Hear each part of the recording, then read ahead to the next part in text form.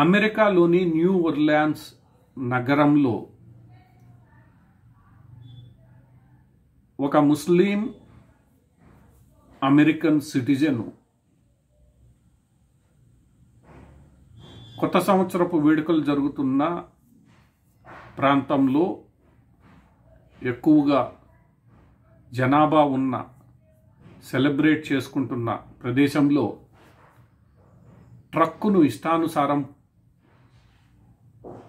తోలి 10 మంది ప్రాణాలను బలిగొన్నారు.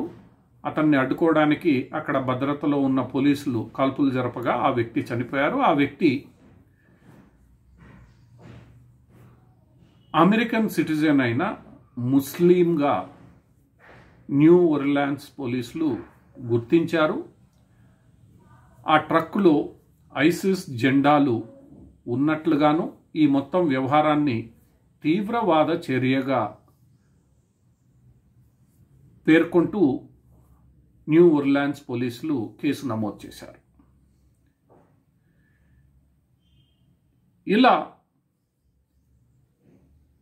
గత కొన్ని రోజులుగా యూరోప్, అమెరికాలో క్రిస్టియన్ వేడుకలు ప్రారంభమైన నాటి నుండి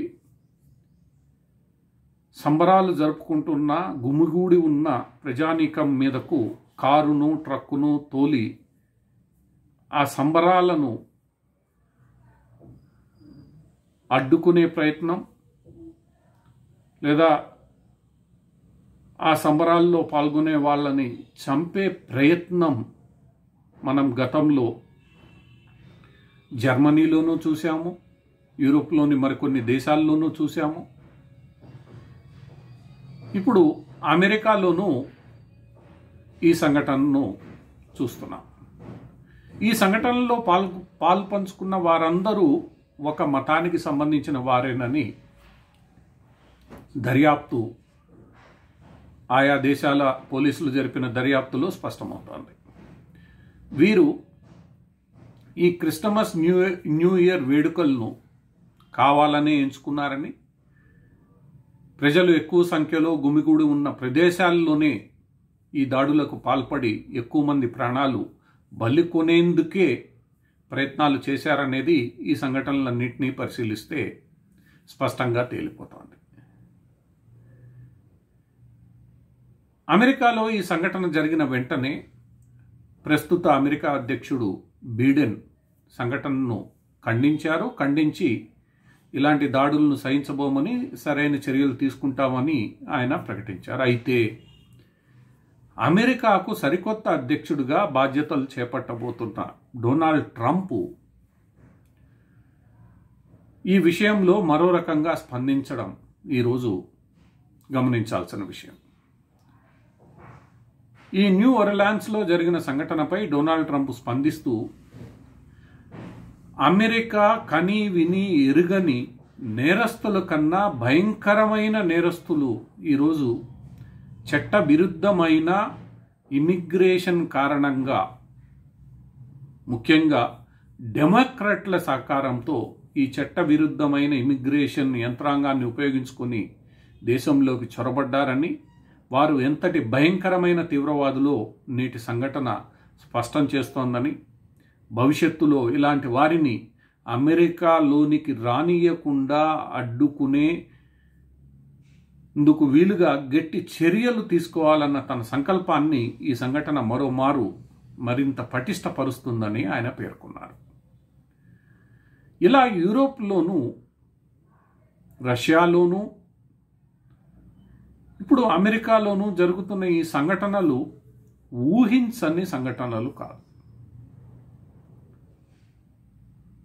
గల్ఫ్ ప్రాంతంలో చెలరేగిన కొన్ని సంఘటనల నేపథ్యంలో గల్ఫ్ నుండి ఎందరో శరణార్థులు, అది కూడా ఒక మతానికి సంబంధించిన శరణార్థులు, యూరోప్లోని పలు దేశాల్లోనూ అమెరికాలోనికి అక్కడ కొలువు తీరిన కొన్ని ఉదారవాద ప్రభుత్వాల కారణంగా జరిగింది. ఇందులో అమెరికాలోని డెమోక్రాట్లు, బ్రిటన్లోని లేబర్ పార్టీ, జర్మనీలో అప్పుడు అధికారంలోకి ఉన్న లిబరల్స్ కారణం. వీరు అటు గల్ఫ్ దేశాలలోని నాయకులు, ఇటు యూరోపియన్ యూనియన్లోని కొందరు ఇలా ఎవరిని పడితే వారిని దేశంలోకి రానియడం మంచిది కాదు, తగిన రీతిలో మీరు పరిశీలన జరపాలని హెచ్చరిస్తున్నా వినకుండా ఇలాంటి శరణార్థులందరినీ కనీసమైన తనిఖీ కూడా చేయకుండా తమ దేశంలోనికి రానిచ్చారు. అలా రానిచ్చిన వారిలో ఎందరు తీవ్రవాదులు సాధారణ పౌరుల ముసుగులో ఆయా దేశాల లోపలికి చొరపడ్డారో అన్నది నెమ్మదిగా గత కొంతకాలంగా యూరోప్లోనూ ఇప్పుడు అమెరికాలోనూ జరుగుతున్న పరిణామాలు స్పష్టం చేస్తున్నాయి. ఈరోజు యూరోప్లోనూ అమెరికాలోనూ కన్జర్వేటివ్స్, అంటే అమెరికాలో రిపబ్లికన్స్, యూరోప్లో ఫార్ రైట్ రాజకీయ పార్టీలు మొన్నటికి మొన్న ఫ్రాన్స్లోనూ ఇప్పుడు జర్మనీలోనూ అధికారాన్ని చేజెక్కించుకునే దిశగా సాగుతుందన్న ఆందోళన లిబరల్స్ వ్యక్తం చేస్తున్నారు. ఆ ఆందోళనకు అసలు కారణం ఈరోజు ఈ లిబరల్స్ ఇష్టానుసారం దేశాల్లోకి ఒక మతానికి చెందిన శరణార్థులను తీసుకుని రావడమే కారణమన్న విషయాన్ని వీళ్ళు మర్చిపోతున్నారు. హక్కులు, మానవ హక్కులు, స్వేచ్ఛ, ప్రజాస్వామ్యం లాంటి పెద్ద పెద్ద మాటలను వాడే వీళ్ళు ఈరోజు జరుగుతున్న పరిణామాలకు బాధ్యత వహిస్తారా అంటే దానికి స్పష్టమైన సమాధానం వీళ్ళందరి దగ్గర లేదు. కనీస నిబంధనలు, నియమాలను కూడా పాటించకుండా ఇష్టానుసారం దేశంలోకి ఎవరిని పడితే వారిని అధికారికంగా, అనధికారికంగా రానిస్తే అందులో ఎవరైనా ఆ దేశంలోకి ప్రవేశించే అవకాశం ఉంటుంది. ఎందరో తీవ్రవాదులు, అతివాదులు ఈరోజు ఆయా దేశాల్లోనికి ప్రవేశించి తిష్ట వేసి కూర్చున్నారు. వాళ్ళని వెనక్కి పంపించేందుకు కూడా ఈరోజు చాలా ఆయా ప్రభుత్వాలు కష్టపడాల్సి వస్తుంది. ఈ నేపథ్యంలో వరుసగా జరిగిన ఈ దాడులు మరోమారు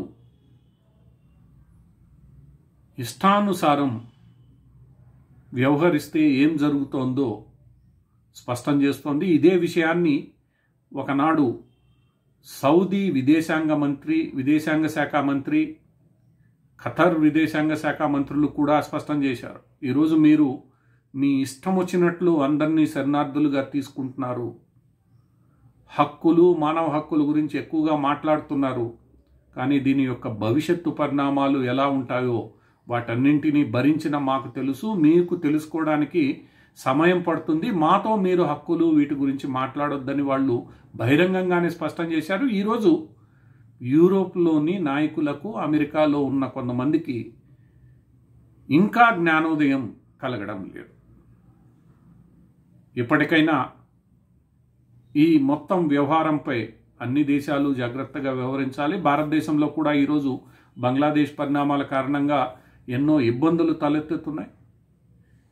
శరణార్థులకు ఆశ్రయం ఇవ్వడంలో తప్పు లేదు, కానీ ఎవరికి ఎందుకు ఇస్తున్నామన్నది కనీస పరిశీలన జరపకపోతే భారతదేశం ఎప్పటి నుండో ఇలాంటి తీవ్రవాద దాడులతో బాధలు పడుతూనే ఉంది. ఇప్పుడు యూరోప్, అమెరికాలు కూడా బాధపడే పరిస్థితి తలెత్తింది. ఈ వ్యవహారంపై ప్రపంచ దేశాలు దృష్టి సారించకపోతే భవిష్యత్తు యూరోప్లోనూ, అమెరికాలోనూ ఇలాంటి సంఘటనలు నానాటికి ఎక్కువైపోతే అక్కడ ప్రజల ప్రాణాలను బలికొంటాయి.